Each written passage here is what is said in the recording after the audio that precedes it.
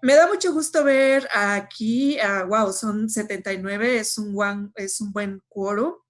Me da muchísimo gusto ver la variedad de perfiles que nos están saludando, que vienen desde Flaxo, desde Ecuador, desde México. Realmente creo que este es uno de las, digamos, bondades que podríamos retomar de esta experiencia de la pandemia de la cuarentena, ¿no? Que empecemos a hacer estos espacios aún más enriquecedores con perfiles y diferentes partes del mundo, ¿no? Les voy a compartir mi pantalla, les voy a compartir mi presentación. En la presentación de hoy me gustaría hablar sobre, bueno, el primer tema es género y medio ambiente. Después pasaríamos al tema de la vulnerabilidad social, riesgos y desastres. Las fases de los desastres, porque esto implica también análisis diferentes y integración de la perspectiva de género en las diferentes fases, ¿no? No solo en la de cuando ya ocurre un desastre. También me gustaría hablar posteriormente acerca de la desigualdad de género ya propiamente frente a los desastres. Yo me voy a centrar más en el tema de post-desastres, en la etapa post, ¿no? De que ya ocurrió un desastre. Y bueno, finalmente algunas reflexiones para tomar acción, unos llamados a la acción, tanto académicos como de políticas públicas y de continuación de análisis y producción de datos, ¿no? Lo que nos hace falta. Bien. Eh, Primero es importante mencionar que si bien ya existían antes de 1995 estudios acerca de desastres, inclusión de género, estos eran aún insípidos. Pero desde 1995, a partir de la Cuarta Conferencia Mundial de la Mujer en Beijing, la reflexión en torno al vínculo entre el sistema de género y el cambio ambiental tomó un renovado ímpetu. Es decir, se le dio más apoyos, más importancia, ¿no? Hasta lo que hemos visto y los desarrollos actuales de las investigaciones. Entonces, al visibilizar a las mujeres y hombres en el debate ambiental, los ecosistemas y los recursos naturales, se adquirieron nuevos valores y significados. Por ejemplo, desde la academia y desde las Naciones Unidas se han desarrollado diversos estudios que analizan el papel de las mujeres en la etapa de la recuperación de los desastres, el impacto desproporcionado de las mujeres. Por ejemplo, tenemos que se habla acerca del papel de las mujeres en el uso del agua, en la reforestación y en otros temas, ¿no? Por ejemplo, en el impacto desproporcionado cuando ocurre un desastre. Entonces, sin embargo, estos estudios siguen siendo muy pocos, no han alcanzado a un impacto importante en el que se esperaría en el diseño de las políticas públicas. Entonces, ustedes pueden revisar en un estudio de la ONU, en su informe de hacer las promesas realidad, por ejemplo, que el objetivo 13 sobre acción por el clima, se está reconociendo que el cambio climático tiene un impacto desproporcionado en las mujeres, niñas y niños, dado que es 14 veces más probable que fallezcan durante un desastre que los hombres.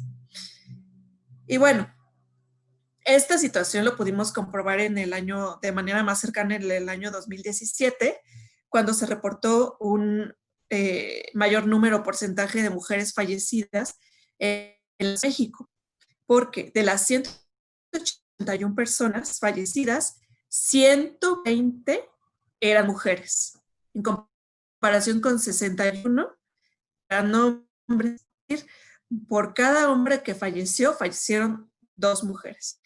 Entonces, este es, digamos, como algo para reflexionar y cómo poco a poco se ha estado incluyendo en la agenda la importancia de estos. Ajá. Entonces, más adelante vamos a ver qué oportunidades hay de desarrollo, ¿no? En la agenda no solo nacional, no solo académica, sino internacional y política. Entonces, hacer aquí un spoiler de la película de Parasites. Espero que todos o la mayoría ya lo haya visto, pero bueno, sin dar spoilers, me gustaría retomar este tema de qué es un desastre. Los desastres son naturales, son sociales. ¿eh? Entonces, la pregunta aquí, cuando hablamos de vulnerabilidad, riesgo y desastres, es ¿qué es lo que pone en mayor riesgo de mortalidad a las mujeres a causa de un desastre? Primero, se ha dicho en varias discusiones académicas que los desastres no son naturales. Esto de decir desastre natural es, digamos, echar la culpa a enfermedades que por siglos y por milenios han ocurrido, van a seguir ocurriendo. Entonces, los desastres, ¿quién los hace o cómo se combina? Los desastres, lo que provoca un desastre es la combinación entre la vulnerabilidad social que pone en riesgo a las personas y sus condiciones materiales cuando llega un fenómeno natural de gran magnitud, los huracanes, por ejemplo, ¿no? Que han ocurrido siempre y siempre van a ocurrir. Pero, digamos, cuando hay esta combinación de la vulnerabilidad social que ya existe antes de que ocurra un fenómeno natural, es cuando ocurre el desastre. Y bueno, aquí tenemos, por ejemplo, el tema de la película Parasites, en donde tenemos la historia, y sin hacer spoilers, nada más voy a retomar este pedacito, en donde hay el contraste de dos familias, una clase alta y una familia de clase baja. Entonces, hay un momento en la película en donde llega una tormenta y para la familia de clase baja que vive en el sótano de un edificio es un total desastre, inundan su casa, pierden todos sus bienes y terminan durmiendo en un albergue.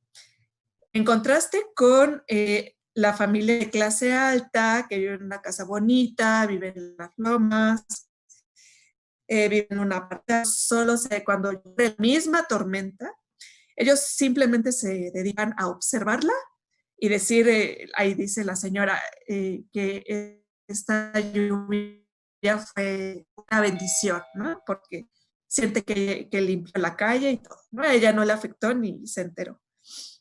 Entonces, pero para la otra persona, para la persona de clase baja, ahí lo vemos que tiene el agua inundado hasta acá, un desastre. No así para la señora, y estamos hablando de la misma tormenta con unas calles, con unas colonias de diferencia, ¿no?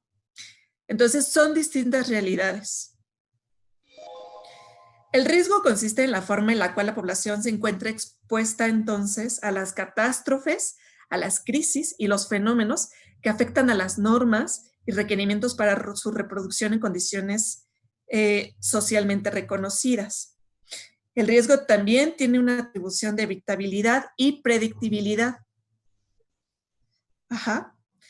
Entonces, en ese sentido, la población y el Estado juegan un papel activo importante en la transformación de realidades orientadas a reducir la vulnerabilidad y por ello se debe actuar sobre los riesgos para prevenir los desastres. Aquí brevemente, por cuestiones de tiempo, es importante analizar los desastres desde diferentes fases. Aquí, digamos, hay como toda una discusión académica de cómo se debe de llamar, qué factores deben de tomarse, ¿no? Yo tomé solo dos autores, Fothergill y Macías. Fothergill le llama preparación o prevención, pero digamos coinciden en que es un periodo previo posible para reconocer la probabilidad de que ocurra un desastre.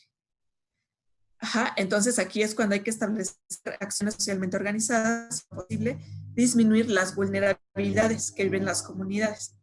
El segundo periodo es la respuesta o la emergencia, que digamos es cuando ocurre realmente el desastre en la conformación inicial del evento, del fenómeno natural, que se puede convertir en un desastre, el momento en el que ocurre, la reacción de la población, si está preparada o no para sobrevivir o enfrentar ese fenómeno natural, y el factor de vulnerabilidad, ¿no? Que también es clave ahí para actuar.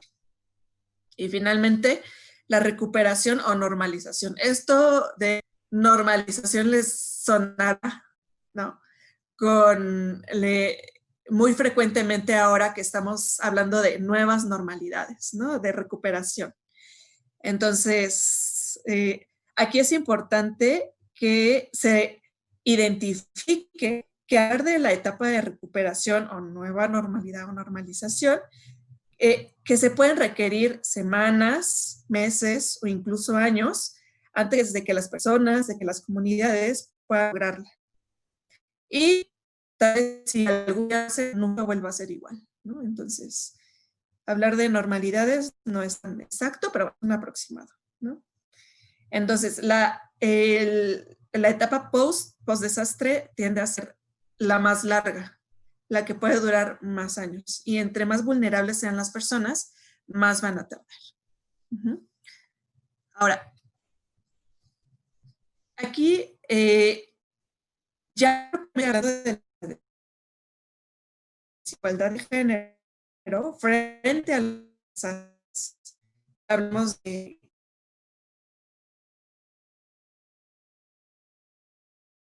la desigualdad de género frente a los desastres se puede analizar a través de la interseccionalidad, que toma en cuenta varios ejes de desigualdad, es decir, son como vulnerabilidades acumuladas, tales como, por ejemplo, vemos en la foto, puede ser la raza, etnia, el nivel socioeconómico.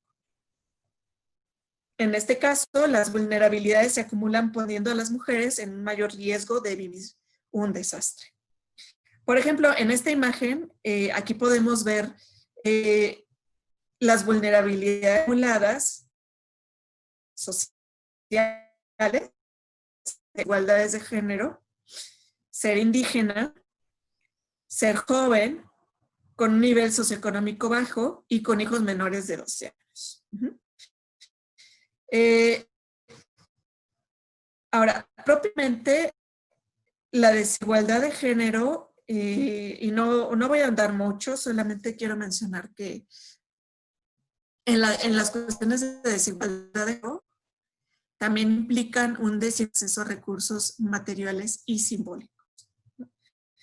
Menos materiales, posibilidades o opciones para desarrollarse y prevenir, enfrentar y después recuperarse de un desastre.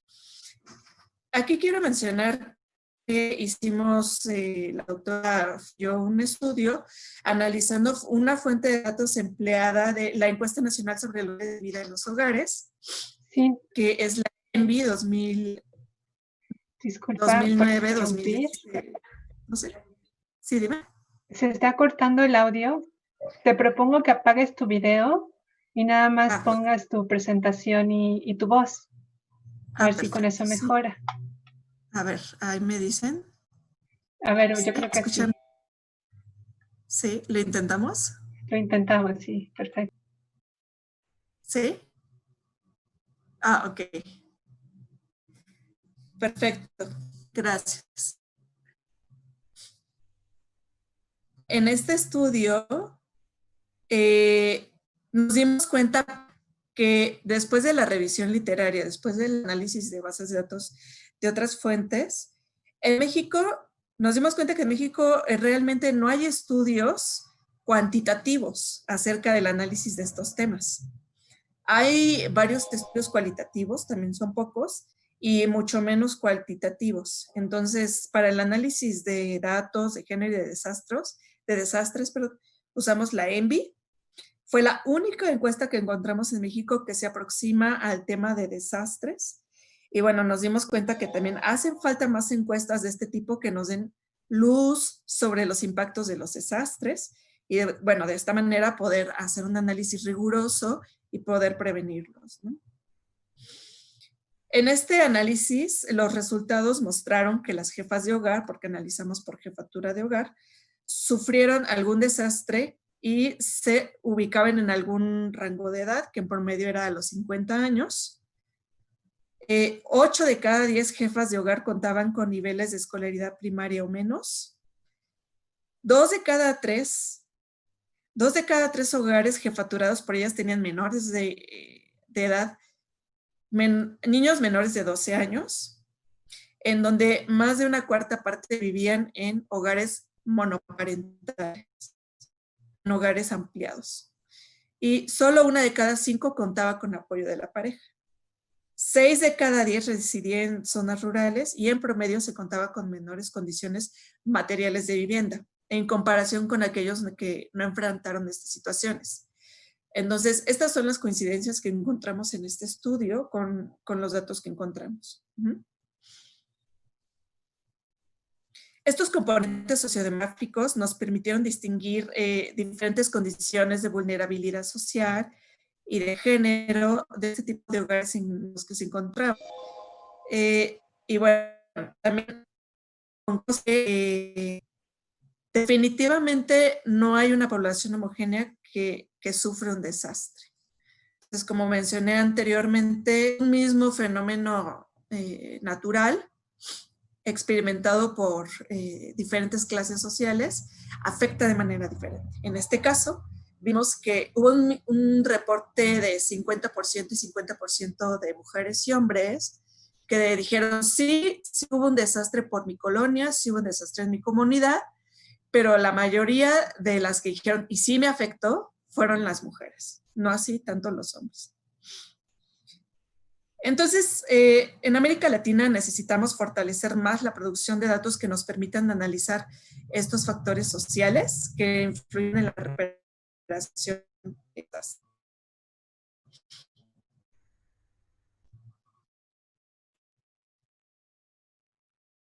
Ahí está. Ahora, ¿qué hay acerca de la división sexual y del trabajo de desastres? Bueno, se ha encontrado que cuando ocurre un desastre, la carga de trabajo doméstico y de cuidado se intensifica hasta 3 veces más debido al daño y a la pérdida total y parcial de viviendas u otras propiedades. Porque es la búsqueda del agua, es la búsqueda de comida, es la búsqueda de combustibles, los básicos escasean y bueno, las personas, especialmente las mujeres, son quienes tienden a ser las encargadas principales del trabajo también de cuidados de adultos enfermos. Ahora lo estamos viviendo mucho con el tema de la cuarentena y el COVID, quienes son, digamos, las principales cuidadoras son las mujeres y esto, digamos, por una discriminación en la división sexual del trabajo y los desastres. Entonces, esta sobrecarga de trabajo doméstico limita el tiempo de las mujeres, así como su libertad de movimiento. También dificulta el acceso para adquirir apoyos oficiales cuando ocurre un desastre. No es igual que, digamos, que una mujer que tiene a su cuidado menores de edad y tiene que buscar, digamos, agua, comida, etcétera, tenga el tiempo y tenga los recursos para ir a las oficinas de gobierno a solicitar los apoyos que se están brindando. Entonces, también otro obstáculo que se ha identificado es acerca del mercado laboral, que se encuentran siempre el mercado laboral, las mujeres se han encontrado en, digamos, en una desventaja de salario, de prestaciones, por el mismo trabajo. Entonces, esta misma desigualdad en el mercado laboral reduce su capacidad de respuesta ante un desastre. Por último, aquí tenemos algunas reflexiones acerca de la toma de acciones. Entonces, primero, es importante reconocer la producción de más datos estadísticos y estudios innovadores en este tema para poder ofrecer información oportuna y de calidad a las y los tomadoras de decisiones. Aquí hago un llamado de acción a todos ustedes que son especialistas, académicos, trabajan en la sociedad civil, para que se continúen haciendo estos estudios innovadores en el tema y poder ofrecer información oportuna y de calidad a las y los tomadores de decisiones. En cuanto al diseño de políticas públicas, se ha visto que es importante crear o fortalecer el sistema de cuidados, guarderías, asilos, para liberar la sobrecarga de trabajo doméstico y de cuidados no remunerados a las mujeres. Y bueno, crear mecanismos para facilitar y hacer más accesibles los apoyos que necesitan las mujeres, pero que no pueden ir a solicitarlos por esta misma sobrecarga de trabajo. Y finalmente, se recomienda que los apoyos económicos que incluyan también un esquema de capacitación para empoderarlas en algún tipo de emprendimiento, algún negocio, taller, reinserción escolar en caso de haber abandonado. Aquí podemos ver, por ejemplo, en la foto, en la imagen, una mujer de Oaxaca que fue severamente afectado por los sismos de 2017.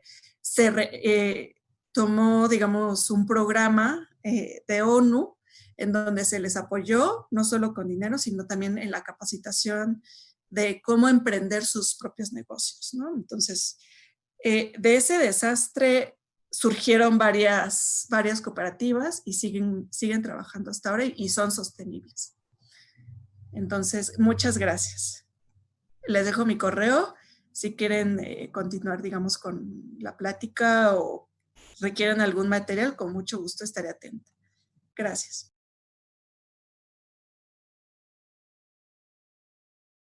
Muchas gracias por el espacio, por la invitación.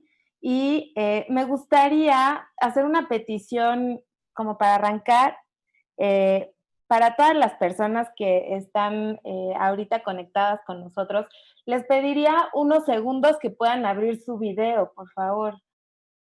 Les pedí yo que me ayudaran a abrir sus videos porque quería yo pedirles, sin usar la aplicación esta del Zoom de la manita, sino como físicamente, si alguno de ustedes ha trabajado, o sea, realmente ha trabajado investigación, proyectos en su chamba, la perspectiva de género.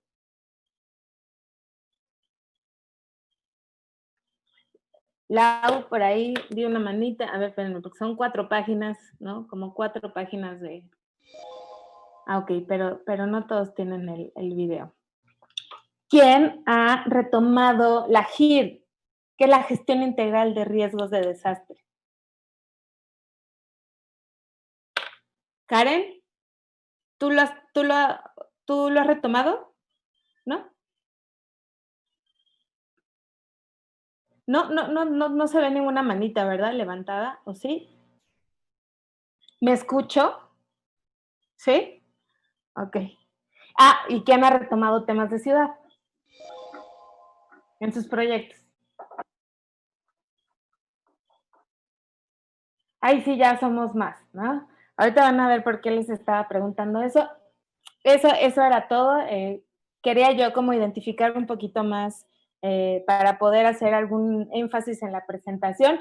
Les voy a platicar en qué consiste la presentación que voy a conversar con ustedes el día de hoy, ¿no?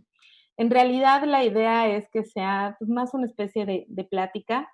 Les voy a compartir como directora de Agencia Barrio, cuál fue la experiencia que tuvimos con un proyecto que denominamos la Escuela de Resiliencia Urbana con Perspectiva de Género, Ciudades de Mujeres, Ciudades Resilientes. Agencia Barrio es el nombre comercial, digamos, ¿no? En realidad, mi creatividad no llegó a tanto cuando estaba en el acta constitutiva, y entonces es Barrio Agencia de Innovación, Desarrollo y Sustentabilidad AC, pero ya después me dijeron, no, puedes ponerle nombre comercial, ¿no? Y entonces es Agencia Barrio. Y este proyecto lo arrancamos el año pasado. ¿Se alcanza a ver la presentación? ¿Sí? Bueno, sí. Esta era mi diapositiva para agradecer mucho a Mariana, para agradecer al PUEC, para agradecer a la UNAM. Siempre es bien bonito. Creo que todos cuando regresamos a una actividad con nuestra alma mater es bien, bien bonito. Entonces, era mi diapositiva para que no se me olvidara presentar. Quería agradecer a ustedes la invitación. Y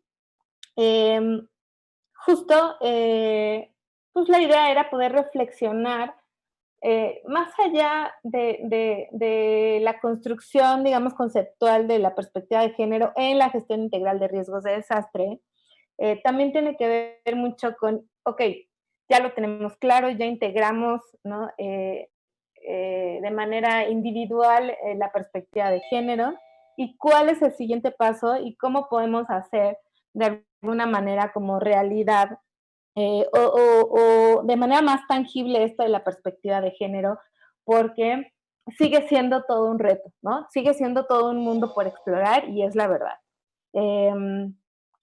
Y para arrancar un poco la reflexión, les voy a contar mucho de los retos que tuvimos al momento de implementar este proyecto.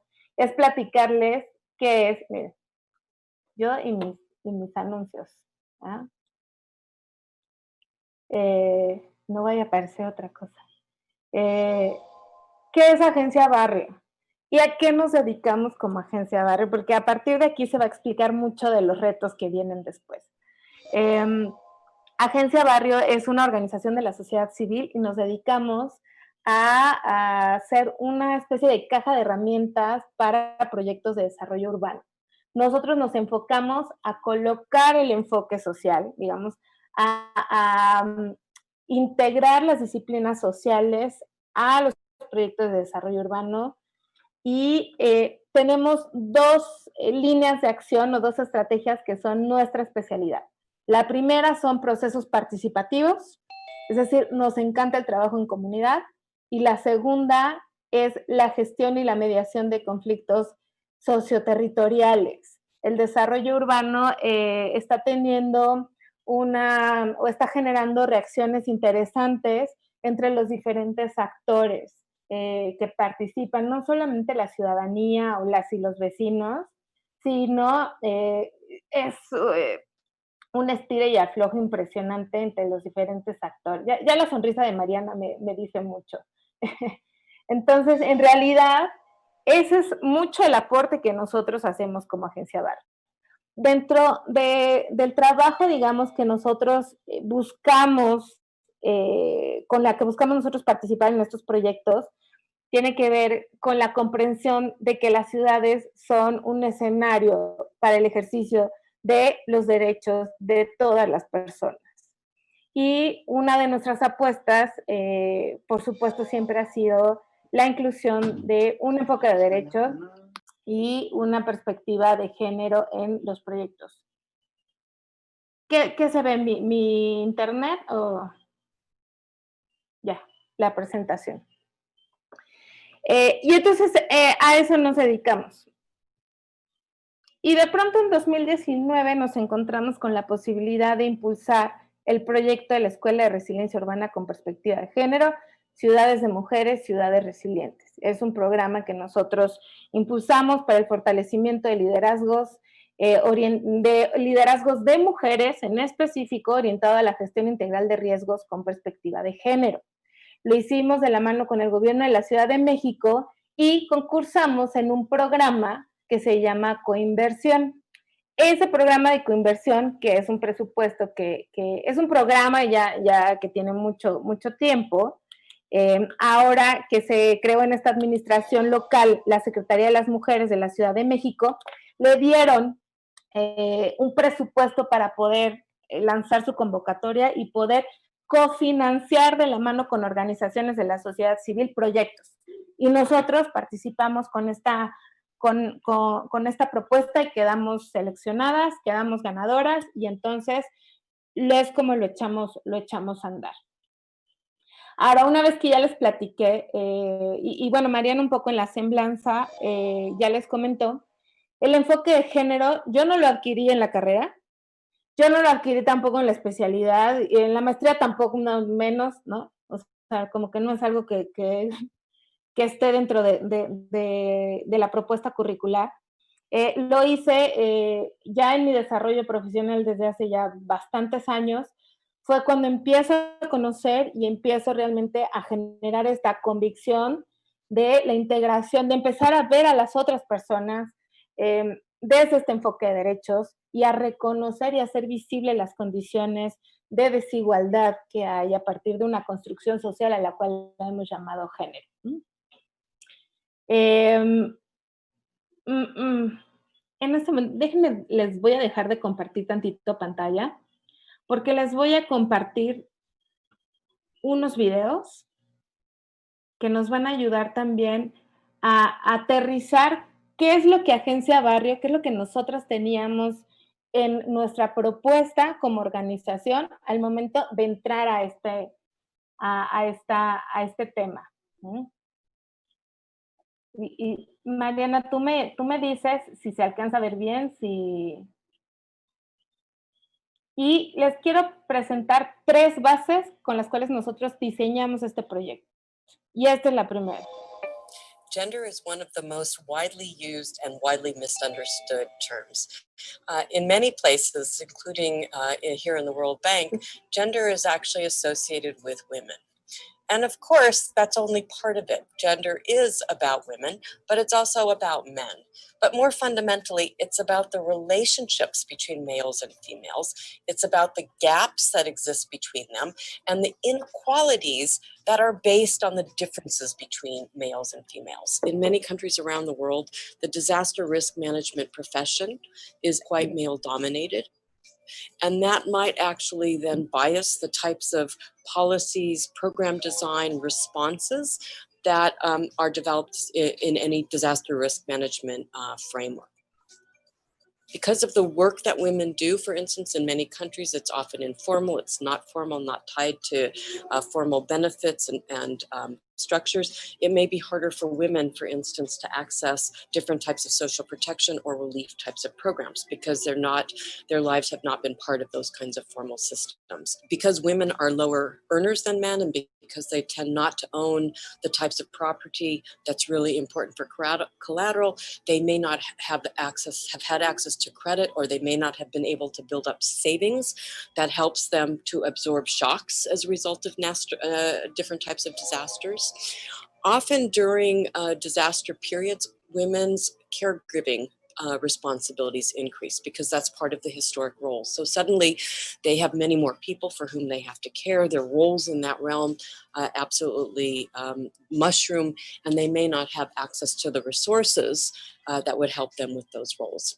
And so in the context of a disaster, those informal ownership or access or control norms may absolutely be lost, and that might disadvantage women even further. I think that there's many good examples where women's leadership is starting to be harnessed, and we just need to make sure that we can accelerate this. There's excellent examples where women community networks are being mobilized, whether it's from the Philippines or from Japan or from Indonesia. And I think it's harnessing all of these movements and these progressive changes at the community level that really bodes well for the profession in the future. Listo. Yo de antemano digo, me disculpo porque pues es un video que está en inglés, pero voy a retomar la primera reflexión que me parece importantísima. Cuando nosotros retomamos la perspectiva de género, no, la dejé corriendo. Cuando nosotros retomamos perspectiva de género, no es un tema que se concentra en las mujeres. Eso es bien importante que nosotros lo podamos tener con claridad, ¿no? Sigue siendo un concepto profundamente polémico. No se trata de hacer como una división y decir, ok, perspectiva de género se trata de retomar las mujeres. No es específicamente eso. Se trata de entender la relación que existe, la relación que socialmente se ha construido entre hombres y mujeres. Y que Cintia lo comentó en su presentación, cómo es que esta relación no ha sido en equilibrio. Esta relación ha generado condiciones de desigualdad en la cual las mujeres hemos tenido menos oportunidades para el ejercicio de nuestros derechos y de nuestro desarrollo. Entonces, lo digo y lo remarco porque en esta polémica que seguimos viviendo sobre la perspectiva de género y los derechos de las mujeres, seguimos teniendo esas ideas es que el feminismo es igual que el machismo, pero en mujeres, ¿no? Es que las mujeres quieren estar por encima de los hombres. Es que no, y lo seguimos viendo, ¿eh? La verdad es que entiendo que hay espacios, sobre todo como en la academia, o las organizaciones de la sociedad civil, donde ya son, digamos, debates que han sido superados, entre comillas, porque todavía hay mucho por trabajar ahí, pero cuando salimos a la calle y con las instituciones y tenemos que hacer incidencia en congresos o vamos con la población, es una de las ideas que persiste. La segunda base con la cual nosotros entramos a diseñar este proyecto de la Escuela de Resiliencia Urbana, y que yo creo que ya la mayoría de ustedes va a estar mucho más familiarizado, es esta propuesta o enfoque del desarrollo urbano. Entonces, está esto.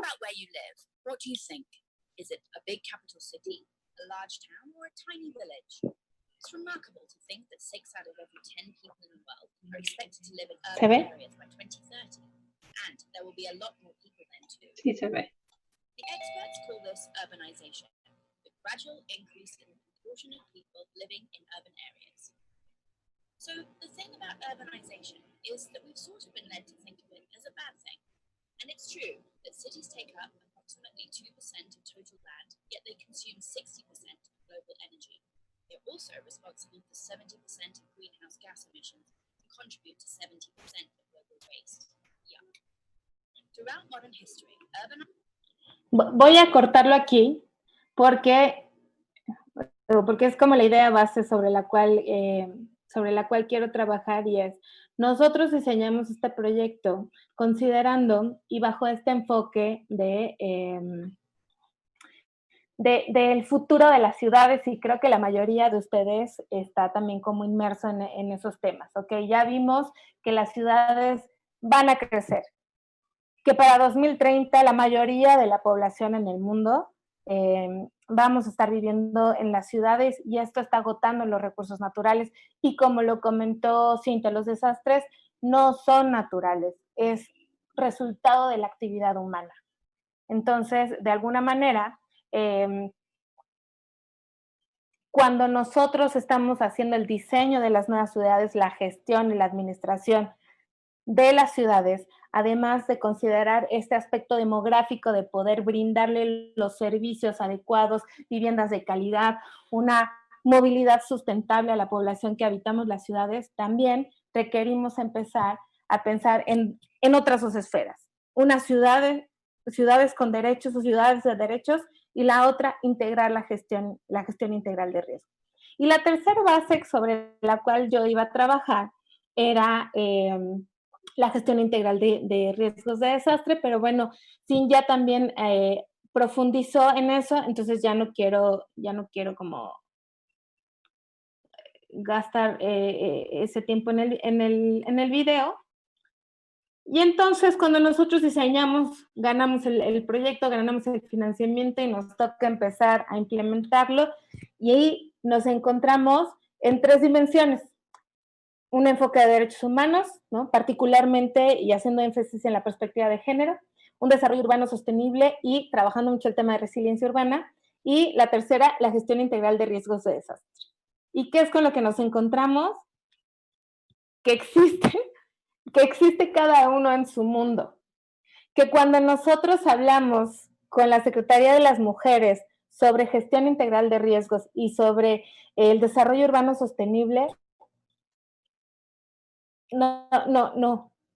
O sea, me acuerdo que una de las calificaciones que tuvimos, y que era el señalamiento que nos hacían de mejorar, era que cuando nosotros hablábamos de gestión integral de riesgos, no podíamos hacer una separación de esta afectación desigual, digamos, de los riesgos, porque entonces vulnerábamos más la condición de las mujeres. Decíamos, no, hombre, pues es al revés, ¿no? Y entonces nos encontramos con todo el sector del desarrollo urbano que hablaba de los desastres naturales y sigue hablando de los desastres naturales y sigue diciendo es que la ciudad es para todos, ¿no? Y entonces no tenemos por qué utilizar una perspectiva de género. Y entonces nos íbamos a la gestión integral de riesgos y nos encontrábamos con argumentos que decían los riesgos son iguales para todos. Y entonces no hay cabida para poder trabajar con un enfoque de género. Y eso fue en lo que nos encontramos. Entonces, el primer encontronazo que tuvimos fue cada uno de los espacios en los que nosotros estábamos trabajando y pretendíamos trabajar, cada uno nos argumentaba algo distinto, o digamos en rechazo a uno de estos tres digamos, áreas o dimensiones o sectores o ya no sé cómo llamarlo. Entonces, cuando nosotros empezamos a trabajar la perspectiva de género, nosotros vemos la realidad. Empezamos a generar criterios y una conciencia diferente.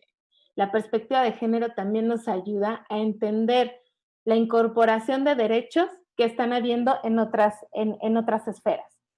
El derecho a la ciudad es ya un derecho reconocido. El derecho a la reducción de riesgos es también un derecho ya reconocido. Entonces, pues este es el primer reto, creo que es uno de los más fuertes con los que nosotros trabajamos y les voy a platicar de otros 2 retos más que nosotros tuvimos al momento de hacer la implementación. Para llegar a esos retos les quiero platicar, bueno, ya nos dijo Ros sobre la escuela y les quiero rápidamente platicar en qué consistió la escuela. Fue un programa de formación en aula que tuvimos con más de 30 mujeres. Fueron mujeres de Coajimalpa, de Tlalpan, de Magdalena Contreras, Xochimilco, Tlalpan, Milpalta. Tuvimos un programa de formación de 24 horas, lo dividimos en 4 módulos. Era el primero, trabajar perspectiva de género. La segunda íbamos a trabajar ciudad. El tercer módulo, gestión integral de riesgos de desastres. Y la cuarta, el desarrollo de habilidades para el fortalecimiento de liderazgos en comunidad. Porque lo que íbamos a hacer en nuestra segunda fase es que las mujeres que participaron con nosotros fueran a sus comunidades, fueran a sus colonias, barrios, pueblos, incluso en su propia familia y pudieran trabajar el tema, sensibilizarlo, hacer un mapeo de riesgos de la mano con sus hijos, con sus papás, con sus parejas, con sus vecinas. Y en la tercera fase, que era poner en acción eso que adquirieron, esas habilidades y conocimientos que adquirieron para hacer un plan de emergencias, y la segunda, poder practicar en simulacro con sus comunidades. La primera fase sí estuvo dirigida a el fortalecimiento de liderazgos de mujeres, y la fase 2 y 3, la idea era que pudieran participar en comunidad, incluyendo a los hombres que forman parte de su comunidad, en su hogar o en sus espacios de trabajo o en sus espacios colectivos, trabajar en los espacios públicos. Voy a retomar, era como un paréntesis para dar paso a los siguientes retos. La primera que yo les decía, la resistencia entre equipos. También hay que identificar que esta resistencia, que cuando cada una de las esferas rechazaba a la otra y le parecía algo como irrelevante, realmente estamos hablando con personas, ¿no? Personas que están ocupando algún espacio, algún cargo, son tomadores o tomadoras de decisiones, y que hay una resistencia en esos equipos de trabajo, que la sensibilización sigue siendo una parte de los proyectos cuando trabajamos perspectiva de género, que va a estar incluida y que muchas veces incluso no lo tomamos en cuenta cuando hacemos nuestra planeación, y que fue uno de nuestros aprendizajes, siempre tomarlo en cuenta porque nos lleva mucho tiempo y mucho recurso poder sensibilizar a los equipos de trabajo. La manera en la que nosotros lo resolvimos fue crear alianzas estratégicas con actores clave, y aquí es cuando rescato que sale la Secretaría de Gestión Integral de Riesgos, se entera, y Protección Civil de la Ciudad de México, se entera del proyecto y nos arropa de una manera increíble hasta la fecha. Y entonces entra ya con algunas integrantes de su equipo que están con una plena convicción sobre la perspectiva de género, y salió a arroparnos con la Secretaría de las Mujeres, con las áreas de desarrollo urbano y con las propias organizaciones, porque había una organización muy fuerte con la que nosotros estábamos haciendo una vinculación que nos rechazaba por completo la perspectiva de género en la gestión integral de riesgos. Y construimos un consejo asesor. Y entonces sentamos a los aliados en una mesa y entonces empezamos a generar estrategias de comunicación al interior de sus instituciones, porque nosotros también al trabajar con un presupuesto público necesitamos presentar resultados.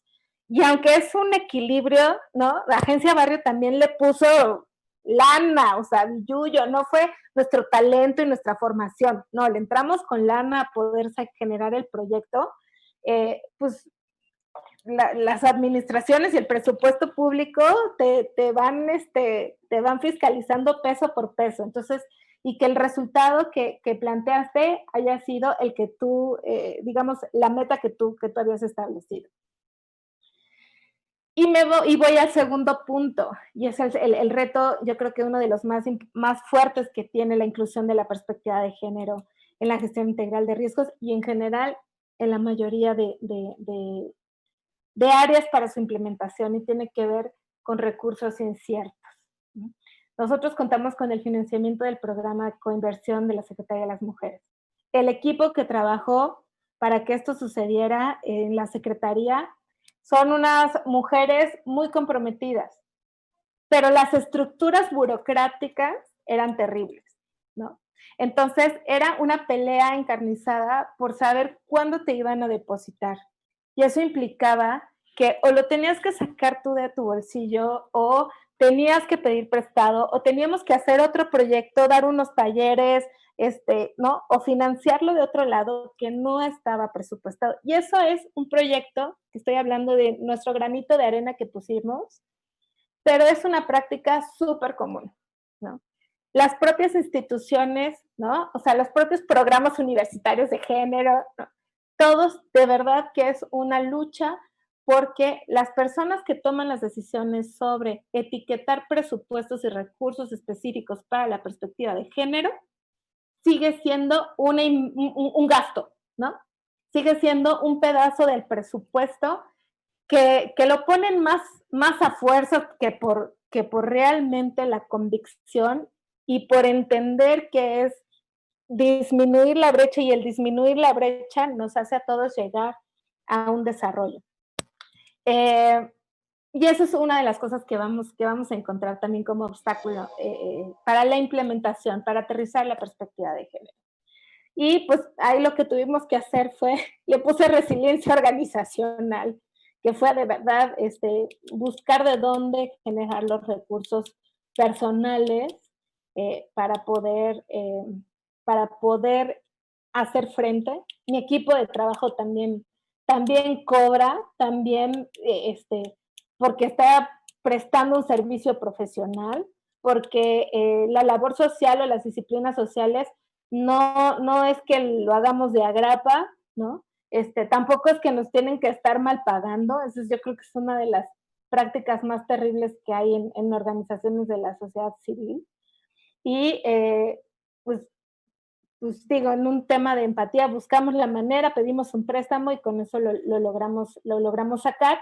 Y la otra fue que con la participación de la Secretaría de Gestión Integral de Riesgos pudimos sustituir algunos gastos o algunas inversiones por otro tipo de servicios que nos prestó la Secretaría. Y al final, en la presentación, aquí abajito, le puse teoría de política pública, porque hay un aspecto de la teoría de política pública que es fundamental y tiene que ver con la voluntad. Si tenemos voluntad de que las cosas sucedan, van a suceder. Si no, y nada más lo queremos en el papel para que se vea todas y todos, o se vea todes, al final eso no funciona, ¿no? Hasta termina siendo peor y contraproducente. Y el tercer reto que yo quería como sacar a la reflexión era, pues al momento de aterrizarlo, al momento de llevar también la perspectiva de género a las comunidades, a la población en general, ¿no? Todavía hay un camino largo por recorrer. Hay una naturalización de la violencia de género en la cultura y de pronto también uno siente una gran responsabilidad cuando empoderas, cuando fortaleces los liderazgos y sabes que ellos tienen que llegar a su casa donde a veces no tenemos claro si están viviendo en una condición de violencia o si están en un barrio súper violento o muy inseguro, o incluso pensar en los trayectos. Una de las instituciones que nos ayudó fue el Instituto Tecnológico de Tlalpan, que está, ay, se me fue el nombre, es agarrando la carretera libre hacia Cuerna, está muy lejos, se me fue el nombre de la colonia, está en Tlalpan. Y pues era el transporte público que tenían